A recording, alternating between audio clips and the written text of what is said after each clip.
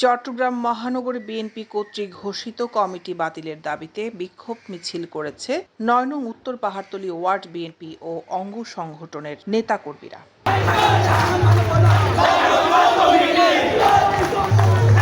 ২৭ June শুক্রবার বিকেল ৩টায় বিক্ষোভ মিছিল ও প্রতিবাদ সমাবেশ অনুষ্ঠিত হয়েছে।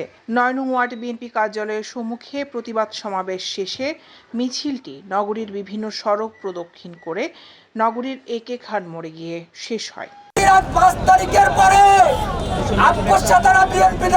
প্রতিবাদ সমাবেশে বক্তারা অভিযোগ করে বলেন, একটি প্যাডের মাধ্যমে হঠাৎ করে কমিটির অনুমোদন দেওয়া হয়।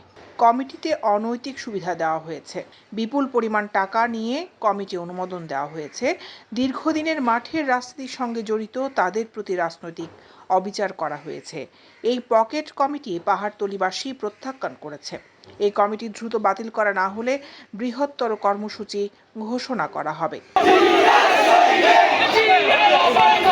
ওয়ার্ড বিএনপি নেতা ইসমাইল হোসেনের সভাপতিত্বে ও বিএনপি নেতা জামাল উদ্দিনের সঞ্চালনায় উক্ত সভায় বক্তব্য প্রদান করেন সাবেক ওয়ার্ড বিএনপি নেতা নওশাদ দিদার, আবু হানিফ, হাফেজ মোহাম্মদ বেলাল, থানা বিএনপি নেতা মোহাম্মদ তাহের, আবুল কালাম আজাদ, বিএনপি নেতা আলতাফ হোসেন, মিজানুর রহমান, বাচ্চু মিয়া, আবু আহমেদ, রিপন খান, কামাল মিয়া, কামরুল হোসেন, মিজানুর রহমান, মোহাম্মদ রফিক, মোহাম্মদ খোকা, আব্দুল করিম শাহিন, এছাড়াও বিএনপি নেতা আবুল কালাম আবু, ইকবাল, আলী আকবর খান, সাইফুজ্জামান মাসুদ, শাহজাহান, মিজানুর রহমান, ফয়সাল খান সহ আরও অনেকে।